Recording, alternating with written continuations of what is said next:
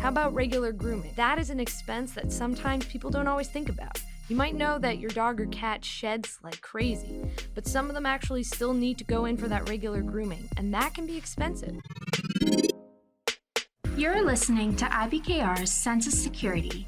Find more conversations at ibkrpodcast.com. Please remember, any trading discussions are for information purposes only and are not intended to portray recommendations.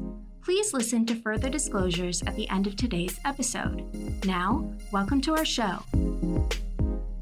Welcome back to IBKR's Sense of Security. I'm Mary MacNamara, Senior Digital Media Producer at Interactive Brokers, and I'm joined today with my co-host, Cassidy Clement, who's the Senior Manager of SEO and Content at Interactive Brokers. And today we're going to discuss financial planning for getting a pet, what questions to ask when adding pet expenses to your budget. So the first thing is we're just going to dive right in. What are some of the things to think about when choosing an animal and breed to match your lifestyle, just to start off?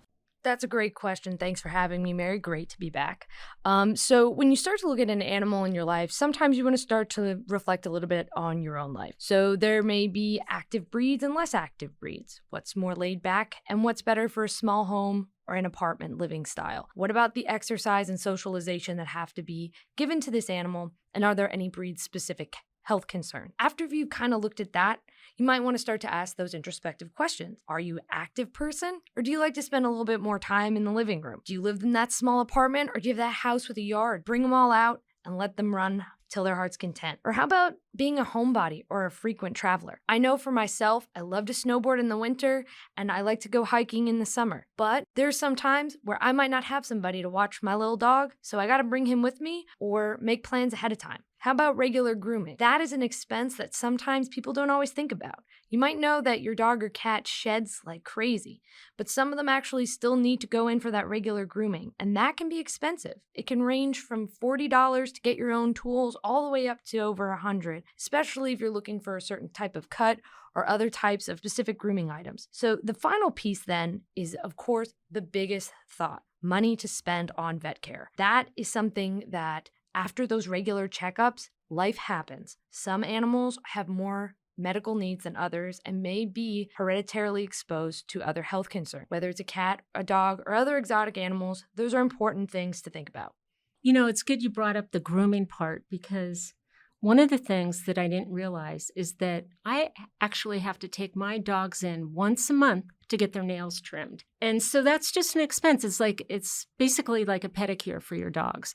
Thinking about all those expenses, specifically, we're talking primarily about dogs and cats. What are some things to consider as fixed or variable costs? Right. So when we're looking at this from a budget perspective, we obviously might think at the basic level, we have fixed and we have variable. So some fixed things, food and water once they get a food that they like. Some toys, a shampoo if you have the regular grooming or do some grooming at home, treats, and then, of course, for the fixed cost, usually it would be a pet rent and then potentially a home insurance increase. Variable would then be grooming and vet care, especially with inflation and the cost of other things plus services. There's going to be some fluctuation in there. Some other pieces that people don't always think about when you just walk into your local pet store and take a look around is, what about training? Daycare, pet sitting, a dog walker. These kind of go back to question one about what kind of lifestyle you have and what type of home you live in. But these are pieces that may vary depending on where you live, where we are economically. And last but not least, goes back to that breed. If you have a big dog that needs, or a cat that likes to be outdoors, you might have to look around for a different type of service than what is the run-of-the-mill item that you see as the starting point on the package for different pet services. So recently, I think probably within the past 10 years, pet insurance is becoming more popular. Is it really worth it? I would say that as somebody who's had animals on pet insurance and not covered by pet insurance, it's something that you need to look into depending on where your dog is at health-wise, but it's also something that is, in my opinion, pretty crucial to pet ownership at this day and age. It was a lot different like a decade ago when it was first starting out, the company coverage was in a different structure. But now mainly companies are covering most of the time just dogs and cats. There are some exotic animal categories, but those are kind of rare to find. When you're looking at this insurance piece, it's important to remember it's on a reimbursement structure. There may be a deductible associated that's going to vary, but then you have a reimbursement amount that's usually within a percentage range. So you have like a 70, 80, 85, 90, something like that. And then there's also a coverage limit. Usually these policies are on a 12-month period. You're going to want to find something that fits that health picture currently of your animal. So you know that some dogs, as they get older, they're going to be prone to some more health issues. And sometimes some plans won't cover those things. Most plans won't even cover spaying or neutering your animals, which is a surgery that most of the time is needed. And insurance is usually intended to be used for covering those unexpected insurances. So that's why researching and shopping around is important, because you want to understand, okay, are there pre-existing conditions here that I'm going to be spending money on this policy that aren't actually going to be covered?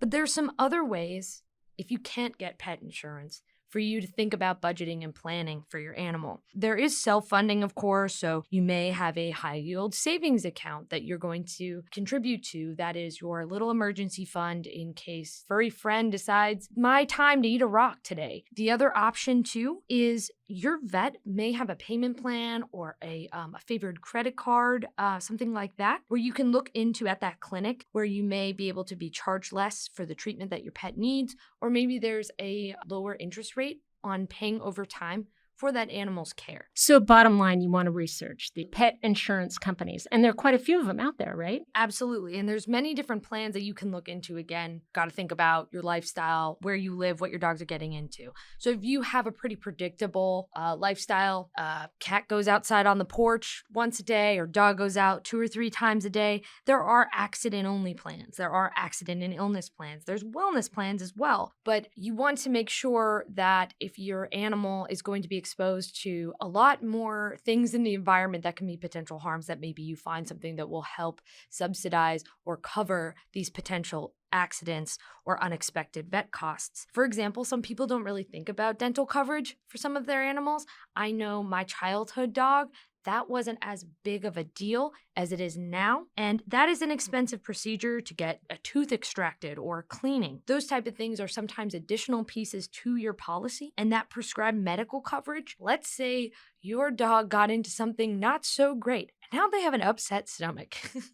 That type of thing may have special prescription food until they get over that upset tummy. Until that gets done, that might be an expensive bill where you have to get your dog's dog food or cat food from the clinic that your dog or cat goes to. So those types of things are additional. And you may be initially like, wow, that's the best, it's the cheapest plan. But you want to see something that's comprehensive to what you think could be a potential. And the main 4 factors to look at when you're researching or what's your annual deductible, what's your coverage, monthly premiums, and then, of course, the reimbursement percentage for what it covers. That's the main idea when you're doing these comparisons to different plans from different insurance companies. So, Cassidy, it seems like knowing your living situation is really important, obviously, but specifically for a dog. You may have a house where you have little kids and you get a puppy. And I've often heard, and I believe this is true, that when you first get a puppy, they have to go outside and go to the bathroom, but they don't know that, right? And you're starting to train. So a lot of people, what they do is they do crate training, which sounds kind of cruel, but it's actually not.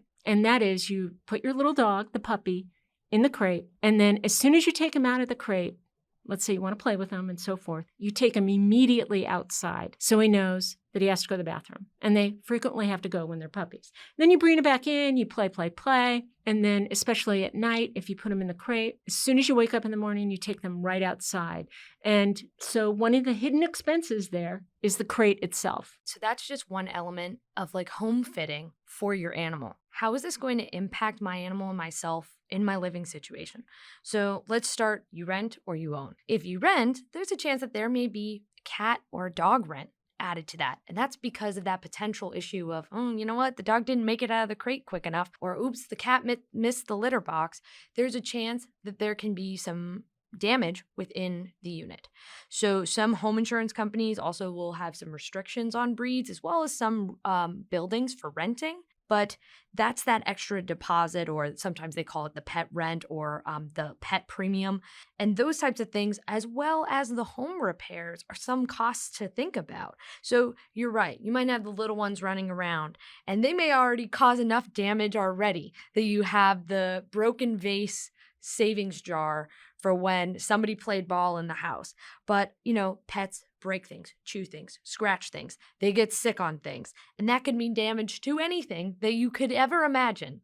And whether you're a homeowner or you're renting from the coolest building in town, you need to be able to fix it or put up the extra cost for some of these repairs. Now, that also bleeds into when you travel. So you're home away from home, whether it's the condo you rent every year at the shore or your ski house up north, those things may have extra pet deposits or security deposits. Even if it's an Airbnb, there's a cleaning fee sometimes, or the pet-friendly premium and the pet-friendly hotels as well. Those are types of things to think about. And then the final piece that kind of has to go with where you live, and this is a little bit more of a dog-centric item, is dog licenses. That is something that varies from town to town and based on whether or not your animal is spayed or neutered. And those costs are usually done through your town clerk or your government office.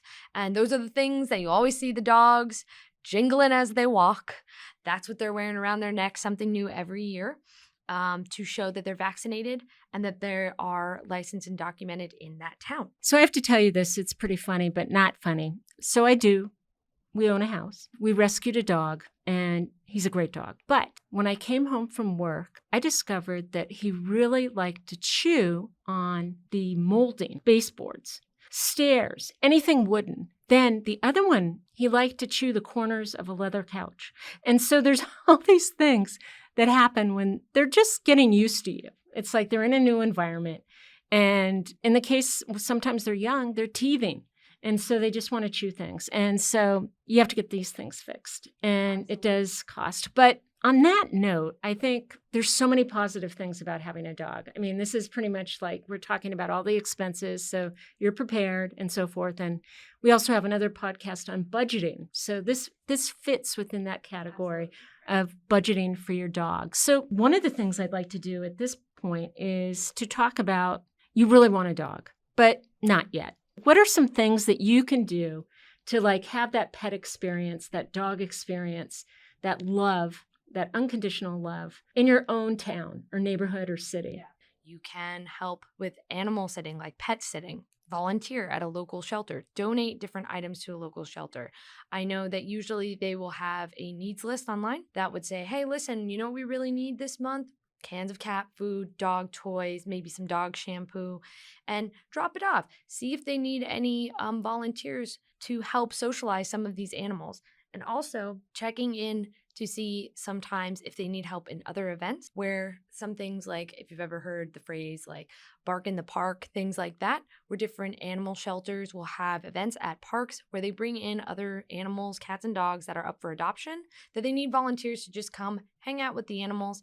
And that way too, you may be exposed to an animal that you really like, and you can talk to these shelters because they have processes that vet you and match you sometimes to breeds or animals that fit your lifestyle, and also let you know about the different health concerns that are along with that dog or cat, because usually they come with a medical record already. So they're able to look back a little bit at what their past was. A lot of seniors aren't able to, some of them may have joint issues. And so they can't be as active out walking their dog. And so they would really welcome somebody to come on the weekends to walk their pet. The other thing, fostering. So a lot of the pet adoption places, when they get dogs, they will often place the new dogs that they're rescuing in families or single living apartments. Anybody can foster, but you have to have the setup, and usually you have to be there to kind of socialize the dog. What that means is you want to get them acclimated to going outside to go to the bathroom. Also, if you have kids, not being afraid of kids, that's called socialization. And also, if somebody comes to the door and rings the bell, FedEx or whatever, they're not barking like crazy. And so these are all really cool things you can do. And yet you don't have that huge expense. And also you don't have that expense possibly for anywhere from 11 to 18 years. Absolutely. And it helps with your exposure as well to understanding where you are in your life with how much an animal life can impact yours. I think sometimes people may downplay it because there's such a common thing in our society that everyone kind of has their little animal, which is their little sidekick. But animals are like little kids in the sense they all have different personalities, different needs, wants, and health issues, that it's important to just vet your own self if you're ready for that responsibility of taking it on. Is there anything else you'd like to add as we close? I think just to recap some final pieces that you should ask yourself for just saying, okay, self, we're going to do a little self-test. Let me see if I'm financially ready to take on a pet in my budget right now. So you want to hit a few main points. Let's look at our housing. Are we a homeowner or are we a renter? And what is the possible increase for homeowners insurance or my pet rent? And maybe take a look at that policy, whether you're in a home or an apartment, because sometimes there's restrictions and it's hard to get around those. Also, supplies and food costs. Look at your vets in the area to see the costs, your licenses. The daycare and pet sitting thing is huge. You want to make sure that you're around for your animal's life and not that they're just there for yours. And training and emergency expenses. The last piece, which Mary made a great comment on, which is about your local animal shelters, is thinking about adoption versus purchase. If you are somebody who's looking for a purebred animal, you may pay thousands of initial costs just to get the animal, and then the initial vet costs can be even larger, especially for certain breeds, whether they need initial checkups in their ears, in their paws, in their face. We all love a good pug, but we know that they have some breathing issues. So adoptions and these shelters and rescue areas, they can help reduce those initial costs because you're making a donation usually. And those animals are usually spayed or neutered, microchipped, looked at by the rescue's vet. And sometimes if they were somebody else's animal already, they will have a veterinary record. They also use them as a resource. They may make recommendations for you based on your lifestyle and the animal's needs as well. They may look at you, and I've had this happen. I adopted my dog, love him to pieces, but it was not an easy process. They look at your financials. They want to make sure that you can provide for the animal longer than the 15 minutes it took you to fill out the application. So you want to make sure that you're able to save up prior, have that emergency fund, and look around at the potential vet fees and prices that you can incur, and just stay ahead of it with that financial planning. I think those are the best things to ask yourself when looking at taking this on, because as you said, this is way more than a summer with the pup. This could be a decade or more that you're bringing this animal into your life. But the best thing is that your pet, your dog, your cat will give you unconditional love. And it's so great to come home after a hard day at work or being in traffic.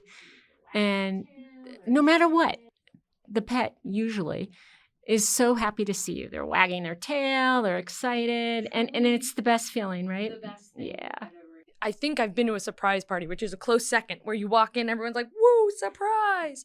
But coming home, the animals just, it's immediate hello and welcome. That is the best. And who doesn't want that? Awesome. So Cassidy, thank you so much. This has been great. For everybody else listening in today, thank you for listening. And please make sure, if you did like this podcast, to hit the like button. We really appreciate it. Yeah. Don't forget to review and rate us as well. And also, we'll be putting out additional topics in the weeks ahead. Thank you so much. Thanks for listening to IBKR's Sense of Security. As always, there's more content at ibkrpodcast.com. And if you're interested in learning more about interactive brokers, visit ibkr.com. We offer more trading education content such as webinars, market commentary, market-related courses, and quant-related articles at ibkrcampus.com. The analysis in this material is provided for information only and is not and should not be construed as an offer to sell or the solicitation of an offer to buy any security. To the extent that this material discusses general market activity, industry or sector trends, or other broad-based economic or political conditions, it should not be construed as research or investment advice. To the extent that it includes references to specific securities, commodities, currencies, or other instruments, those references do not constitute a recommendation by IBKR to buy, sell, or hold such investments. This material does not and is not intended to take into account the particular financial conditions, investment objectives, or requirements of individual customers. Before acting on this material, you should consider whether it is suitable for your particular circumstances and, as necessary, seek professional advice.